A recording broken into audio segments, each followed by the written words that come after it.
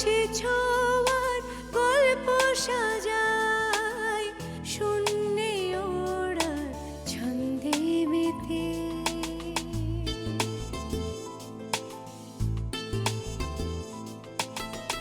আকাশে যে অসীমের ঠিকানায় সে যেন শুধু দৃশ্য সাজায় যত গল্প ধাঁধায় হাত বাড়ালে বুঝি কেউ নেই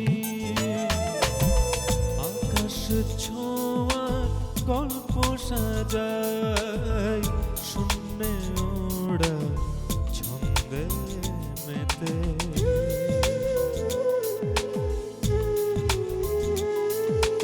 ধাওন্ত তোমার গতি ছুটে চলে অবিচল আমার আঙিনা প্রজাপতি চঞ্চল উড়ে উড়ে যায় কত অলি গলি অবিরত যত কল্প ধাঁধায় মন পাড়ালে বুঝি কেউ নেই আকাশে ছোঁয়ার গল্প সাজায় শূন্যে ওড়ার ছন্দে মেতে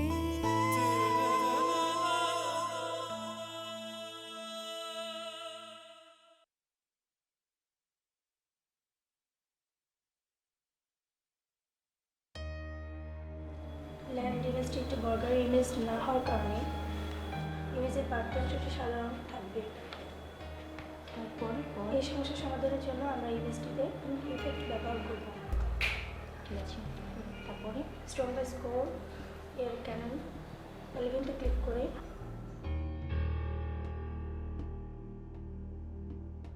সারাদিন কোথায় ছিলি দীপা?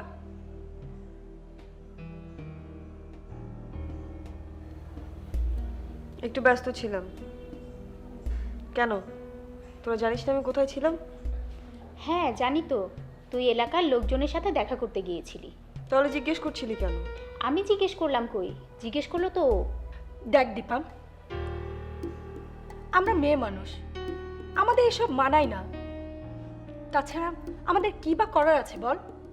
তোদের মতো মেয়েদের এই চিন্তা ভাবনার কারণে আজ আমরা এতটা পিছিয়ে আছি। মেয়ে হয়েছি তো কি হয়েছে, আজ আমরা ভালোকে ভালো বলতে পারবো না, খারাপকে খারাপ বলতে পারবো না, অপরাধীদের শাস্তিও দিতে পারবো না। দীপা, আমি তোর কথা মেনে নিলাম, তোর এই চিন্তাকে আমি সম্মান করি, তোকে নিয়ে আমি গর্ববোধ করি, কিন্তু আমি চেষ্টা করলেই তো তোর মতো হতে পারবো না। কিন্তু কি করব দীপা, আমাদেরও তো পিছুটান আছে, মা বাবা ভাই বোন। থাক তোরা তোদের ওই পিছুটা নিয়ে, তোদের কাউকে আমার সাথে আসতে হবে না, আমার সাথে থাকতেও হবে না। দীপা, দীপা, এই যে তোমরা জেগে আছো দেখছি, ওসি সাহেব তোমাকে ডাকছেন। ওসি সাহেব এত রাতে?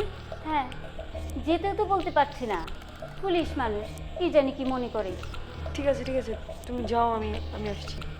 দিন নেই রাত নেই, 24 ঘন্টা পুলিশের আনাগোনা। ছি ছি ছি ছি, দেখতে দেখতে চোখ পুচে গেল। কেন এসব বলছো কেন হঠাৎ? কেন বলবো না, এটা কি এখন আর মেয়েদের হোস্টেল আছে? এটা এখন মেয়েদের ভূত আর পুলিশের হোস্টেল হয়েছে। দিন নেই রাত নেই, 24 ঘন্টা পুলিশের আনাগোনা।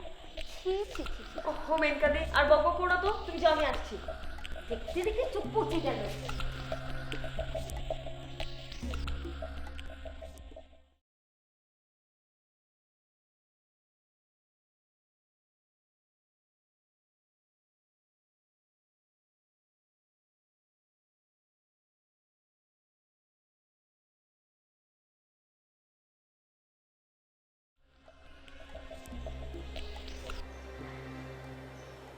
নমস্কার। হ্যাঁ দীপা, নমস্কার। দীপা, তোমাদের এলাকার বোধহয় আমার আর থাকা হচ্ছে না। কেন? ট্রান্সফার।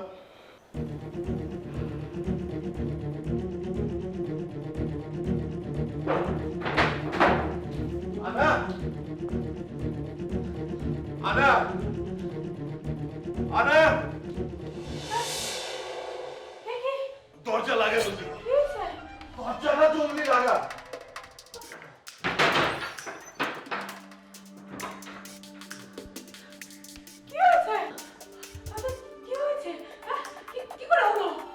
আরামজাদারা আমায় মেরেছে বাদ দে বাদ দে এই যাত্রা যখন প্রাণে বেঁচে গিয়েছি আর শুনে কাজ নেই আমাকে বলো কারা মেরেছে পরিচিত চেনো তাকে না ওকে তো জানতাম তুমি পরিচিতদের জীবন ধ্বংস করো এখন আমার অপরিচিতদের পিছনে পিছু করো আমি একটু জল খাওয়া না দিচ্ছি দিচ্ছি তারপর বলো কি হয়েছিল ওই ওই কথাই এখানে গিয়েছিলাম গরুর মাংস আনবার জন্য তারপর তারপর তারপর গল্পে গল্পে ওদের সাথে তর্ক বেঁধে গেল কি নিরক্ষ প্রথম রাজনীতি নিয়ে তো একটি কথা বলেছিলাম তারপর আমি জানি না কখন ধর্ম নিয়ে তো একটি কথা আমার মুখ দিয়ে বেরিয়ে গেছে মৃত্যু হয়ে কোথায় গেলে তোমাকে কে যেতে বলেছিল আর তুমি যদি ধর্ম নিয়ে কথা বলেছো তোমরা ছেড়ে দেবে আশা করি তুমি বেশি খারাপ কিছু বলনি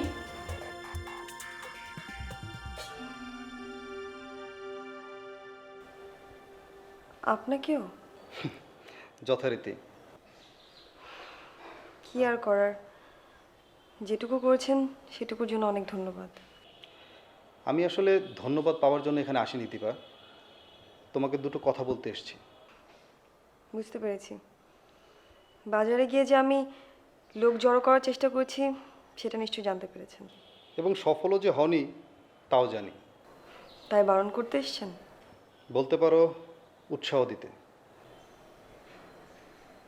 দীপা, ধরো একটি ছেলে বা মেয়ে যদি দুর্নীতির বিরুদ্ধে লড়াই করতে চায় তাহলে সে কি করতে পারে? এক হতে পারে যে রবিনহুডের মতো আন্ডারগ্রাউন্ডে গিয়ে দুর্নীতিবাজ লোকগুলোকে ধরে ধরে হত্যা করতে পারে, অতঃপর ফাঁসিতে ঝুলবে। আরেকটি হতে পারে সফিস্টিকেটেডভাবে আমরণ অনশন করতে পারে, তাই না? আপনি তো একদমই দু প্রান্তের কথা বলছেন। এর মাঝখানেও একটি অপশন আছে দীপা, সেটি কি তুমি জানো?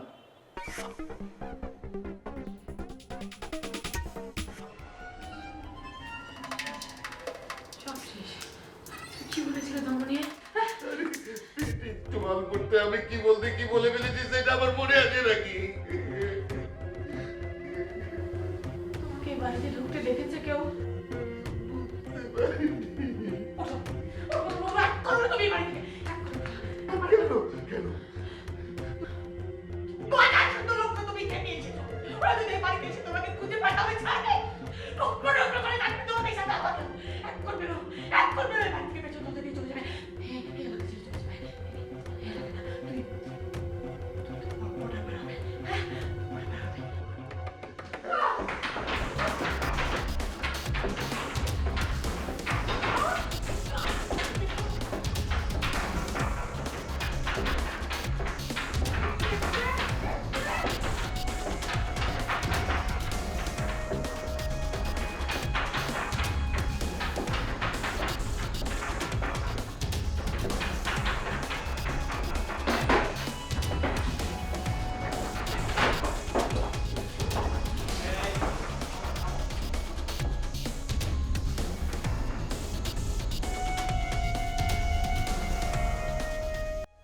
স্পষ্ট ধরতে পারছি না। ধরো ওই ছেলে বা মেয়েটি যদি ভালোভাবে পড়ালেখা করে রাজনীতি বা প্রশাসনে ইনভলভ হয়, একজন দুর্নীতিমুক্ত প্রশাসনিক আমলা বা মন্ত্রী হয়, তাহলে কি সে অন্যায়ের বিরুদ্ধে লড়াই করতে পারবে না? আপনি নিজেও তো একজন প্রশাসনের লোক, আপনি পারলেন কোথায়? আজ পারিনি, কিন্তু কাল যদি আমি তুমি বা তোমার মতো অনেককেই পাই তবে অবশ্যই পারব। আমি কিন্তু এখন আপনার কথাটা ঠিক বুঝে উঠতে পারছি না। আমাদের দেশের সবচেয়ে বড় ঝামেলা কি জানো দীপা? ভালো ভালো ছাত্ররা সবাই ডাক্তার ইঞ্জিনিয়ার হতে চায়। ওগুলো অনেক নোবেল প্রফেশন, সেটা আমি জানি, কিন্তু তাই বলে সবাই কেন? এর থেকে যদি শতকরা 10 জন ছেলেও যদি রাজনীতিতে আসতো, আমি জানি এখানে পলিটিক্যাল এনভায়রনমেন্ট নেই, তারপরও মনের ভেতরে সুপ্ত বাসনা রেখে কষ্ট করে আপাত দৃষ্টিতে যদি তারা এই রাজনীতির সাথে ইনভলভ হতো, প্রশাসনে আসতো, তাহলে আজকের ব্যাপারটি কিন্তু অন্যরকম হতে পারত। কিন্তু হয়নি। তুমি এবং তোমরা চাইলে হবে, অবশ্যই হবে।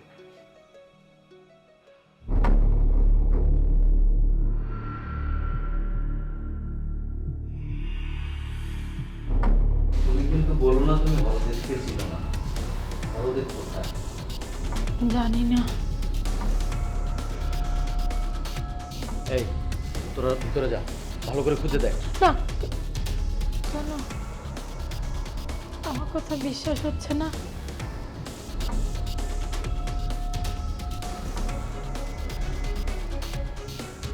আমি হরদেবকে চিনি, কিন্তু মাঝে মাঝে ওই বাড়িতে আসে।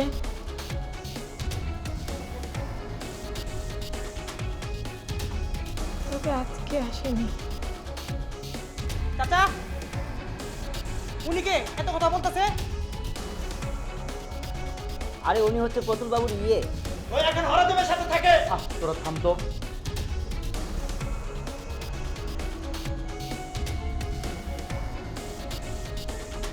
হরদেব যদি এখানে না থাকে তাহলে তোমাকে আমরা কিছুই বলবো না।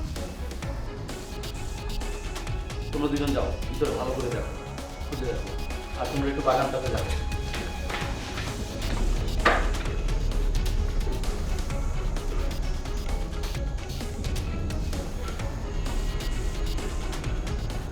হরদেব কি করেছে? হরদেব ওর মরণকে ডেকে এনেছে।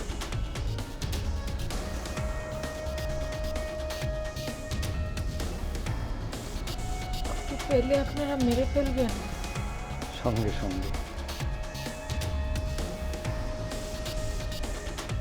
ও যদি কোনো অপরাধ করে তাহলে ওকে পুলিশের কাছে দেন, পুলিশ তো ওকে শাস্তি দিবে। ও অপরাধ করেনি, ও পাপ করেছে।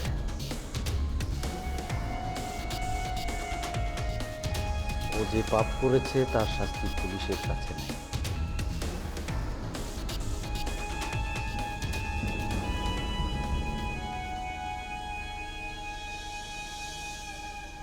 কেমন পাপ? কেমন পাপ এটা সময় হলেই জানতে পারবে, দেখতে পারবে। আমি সত্যি বলেছি, আপনার লোকেরা হরদেবকে খুঁজে পাবে না। এত বড় বাড়ি, ওরা তো আর সব ফাঁক ফোকর চেনে না, তার উপরে রাত, খুঁজে পাওয়াটা একটু মুশকিলই। তাই বলছিলাম ও যদি এখানে থাকে তুমি স্বীকার করো।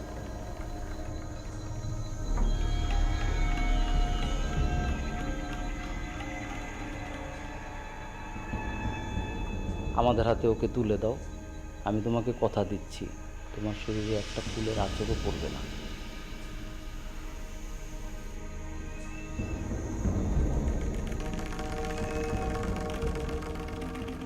কিন্তু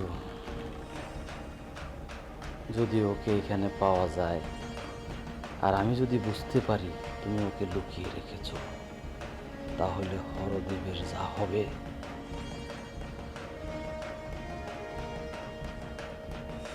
তোমার একটুও কম হবে না।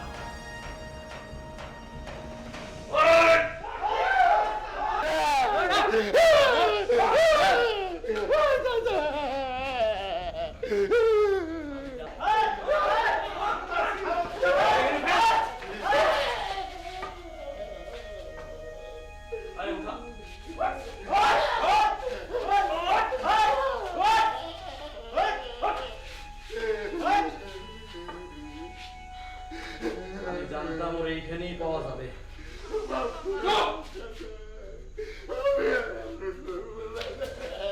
আর যেন কখনো করতে না পারো সেই ব্যবস্থা আমি করতেছি। এই ওর এখানে বান বান।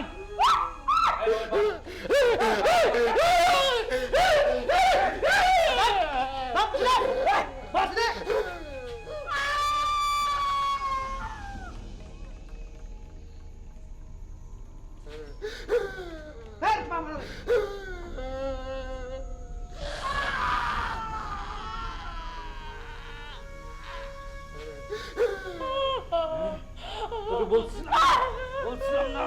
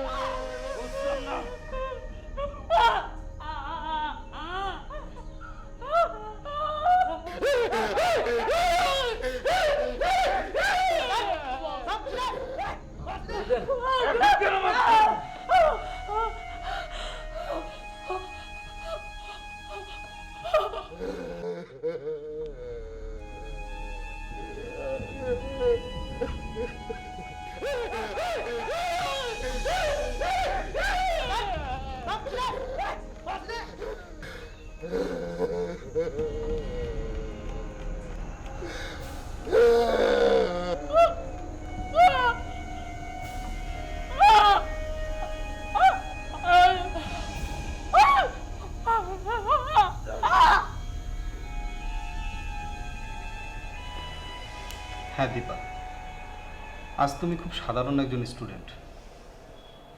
তুমি যাদের বিরুদ্ধে লড়াই করছো তাদের তুলনায় তুমি খুবই দুর্বল এবং নগণ্য। তুমি যদি তাদের আরেকটু ঝাঁকাতে যাও তাহলে হয়তো তুমি নিজেই শেষ হয়ে যাবে। অথচ তুমি যদি আর একটু ধৈর্য ধরো তাহলে ওদের এবং ওদের মতো অনেককে শুধু ঝাঁকাতেই পারবে না, তুমি নাড়াতেও পারবে। কিন্তু সেটা কি করে? এডুকেশনের একটার পর একটা ধাপ পার হয়ে আমি, তুমি, তোমার মতো অনেকের সাথে হাত মেলাও দীপা, একটা নীরব বিপ্লব ঘটুক। আমি জানি আমি অনেক সুদূর প্রসারী চিন্তা করছি, এতটাই সুদূর প্রসারী যে এটাকে নিছক কল্পনাই মনে হবে। কিন্তু অতীতের অনেক কল্পনাই কিন্তু বাস্তবে পরিণত হয়েছে দীপা, আমাদেরটাও হবে। আপনি ভবিষ্যতের আশায় ওদের ছেড়ে দিতে বলছেন? আপাতত বলছি। কেন? কারণ তুমি একটা অ্যাসেট দীপা, আজ নাও কিন্তু কাল হবে। তখন কি পারবো আমি? একা পারবে না। সেটা আমি জানি, কিন্তু ভবিষ্যতেও যে কেউ আমার পাশে থাকবে তারই বা গ্যারান্টি কোথায়? যদি নাও দাঁড়ায়, আজকে আমার মতো তুমিও তাদেরকে শক্ত হতে বলবে, তাদেরকে উপদেশ দিবে। একদিন তারাই তোমার পাশে এসে তোমার হাতকে শক্তিশালী করবে। তাই আপাতত প্রস্তুত হওয়া ছাড়া আর কোনো উপায় নেই দীপা। আমি আপনার কথাটা ভেবে দেখব। আমার জন্য শুভকামনা করো। যাতে আপনি ভালো থাকেন। তুমিও ভালো থেকো। আরেকটি কথা, স্টুডেন্ট লাইফে অনেকে অনেক বড় বড় কথা বলে, কিন্তু প্রফেশনাল জীবনে গিয়ে দেখা যায় যে লাউ সেই কদু। এত কিছুর পরও আপনি আমাকে এটা বলছেন? না, তোমাকে বলছি না। তুমি তোমার চলার পথে এমন অনেককেই পাবে, তাদেরকে তুমি ক্ষমা করে সামনে এগিয়ে যেও। এবার নিশ্চয়ই বলবে না যে ভেবে দেখবো। এটা মেনে চল। ধন্যবাদ। তোমার নীরব আন্দোলন যাতে সফল হয় সেই শুভকামনাই করি। আসি দীপা।